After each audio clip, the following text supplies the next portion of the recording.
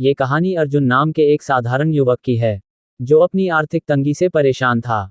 उसकी कहानी हमें ये सिखाती है कि असली दौलत सिर्फ मेहनत में नहीं, बल्कि सही सोच, योजनाबद्ध तरीके और लगातार सीखने में छिपी होती है।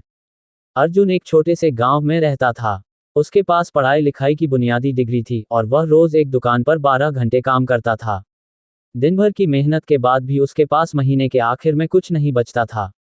रात को सोते समय वह अक्सर आसमान की ओर देखता और सोचता, भगवान, मैं इतनी मेहनत करता हूँ, फिर भी मेरे पास पैसे क्यों नहीं हैं।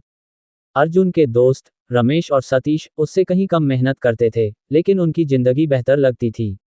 उनके पास बाइक थी, वे अच्छे कपड़े पहनते थे और कभी पैसों को लेकर परेशान नहीं दिखते थे।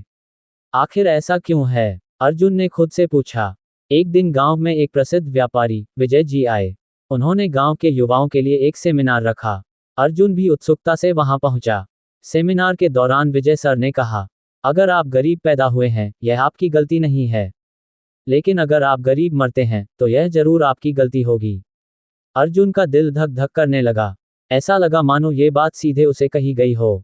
कार्यक्रम के बाद अर्जुन ने विजय सर से पूछा, सर, मैं कड़ी मेहनत करता हूँ, फिर भी मेरे पास पैसे क्यों नहीं हैं?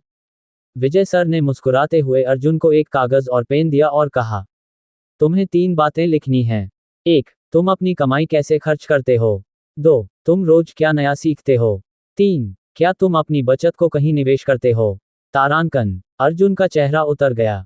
उसने धीरे धीरे जवाब दिया, मैं अपनी कमाई का ज्यादातर हिस्सा खाने पीने और छोटे छोटे खर्चों में उड़ा देता हूँ। मैं कुछ नया नहीं सीखता। नहीं, मैंने कभी अपनी बचत निवेश नहीं की। विजय सर ने कहा, बेटा, पैसा कमाना कोई जादू नहीं है। ये सोच, योजना और आदतों का खेल है। उस दिन अर्जुन ने ठान लिया कि वह अपनी जिंदगी बदलेगा। उसने अपनी आय और खर्चों को एक डायरी में लिखना शुरू किया। उसने अपनी कमाई का थोड़ा हिस्सा बचाना शुरू किया। उसने मोबाइल रिपेयरिंग का एक ऑनलाइन कोर्स किया। उसने गैर जरूरी खर्चों को कम कर दिया। कुछ महीनों बाद अर्जुन के पास थोड़ी बचत हो गई।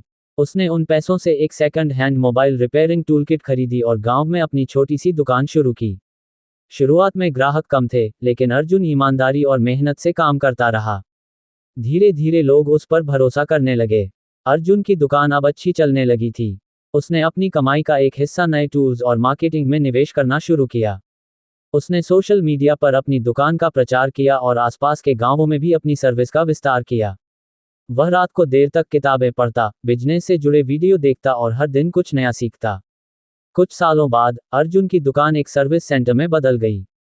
उसने कुछ कर्मचारियों को काम पर रखा और अपनी आय को और बेहतर तरीके से निवेश करना सीखा। अब अर्जुन के पास पैसे की कमी नहीं थी, लेकिन उससे भी बड़ी बात यह थी कि उसने अपनी सोच को बदला था। एक दिन गांव का एक युवक अर्जुन के पास आया और वही सवाल पूछा, भैया, मेरे पास पैसे क्यों नहीं हैं? अर्जुन मुस्कुराया और जवाब दिया, पैसे की कमी असल में सोच और आदतों की कमी है। जब हम अपनी सोच को सही दिशा में ले जाते हैं, तो पैसा खुद ब खुद हमारे पास आने लगता है। पैसे की बुनियाद सही सोच और सही योजना है। कमाई का एक हिस्सा हमेशा बचाओ और निवेश करो। नए कौशल सीखते रहो। पैसा मेहनत से नहीं, समझदारी से बढ़ता है। अर्जुन की कहानी हमें ये सिखाती है कि सवाल, मेरे पास पैसे क्यों नहीं हैं, का जवाब हमारे सोचने, खर्च करने और सीखने की आदतों में छिपा है। आपकी सोच ही आपका असली खजाना है।